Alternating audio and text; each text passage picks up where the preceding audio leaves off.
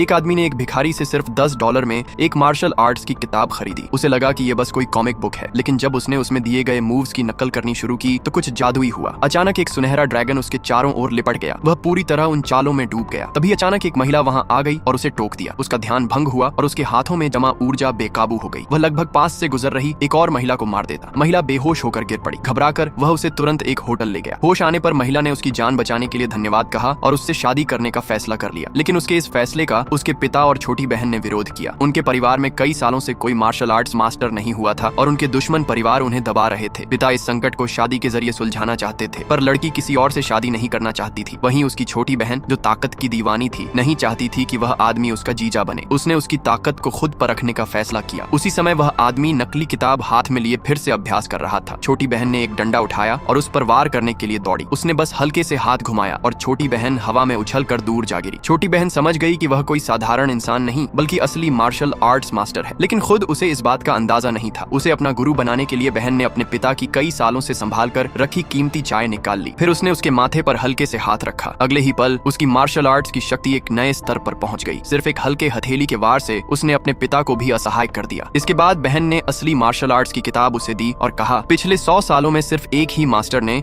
इस विद्या में महारत हासिल की है, लेकिन उसने कुछ ही मिनटों में उस पूरी किताब की हर चाल सीख ली। अब वह बिजली तक बुला सकता था। इसी बीच उनका दुश्मन अपने लोगों के साथ वहां आ धमका। वह लड़की को जबरदस्ती शादी के लिए मजबूर करना चाहता था। उसके साथ एक ऐसा मार्शल आर्ट्स मास्टर भी था जिसके बारे में कहा जाता था कि उस पर न तलवार असर करती है न गोली। लड़की के परिवार में कोई भी उसका मुकाबला नहीं कर सकता था। अब वही उनकी आखिरी उम्मीद था। उसने कहा, मुझे तो मार्शल आर्ट्स आती ही नहीं। लड़की के पिता बोले, तुम बस हाथ हिलाओ, कोई भी तुम्हारा मुकाबला नहीं कर पाएगा। मार्शल आर्ट्स मास्टर ने घमंड से कहा, मैं तुम्हें 3 वार का मौका देता हूँ। उसने अभी अभी सीखी हुई कला का इस्तेमाल किया और एक जोरदार मुक्का सीधे उसके सीने पर मारा। अगले ही पल वह मास्टर जमीन पर गिर पड़ा। उसे समझ ही नहीं आया कि उस पर कौन सी विद्या का प्रयोग हुआ। तब दुश्मन ने पूरी ताकत से एक और मुक्का मारा। वह डर के मारे हाथ उठाकर बचाव करने लगा, लेकिन हैरानी की बात यह थी कि उसने आसानी से उस वार को रोक लिया और तभी सबकी आंखों के सामने कुछ ऐसा हुआ जिसकी किसी ने कल्पना भी नहीं की थी। अगले ही पल वह मास्टर जमीन पर गिर पड़ा।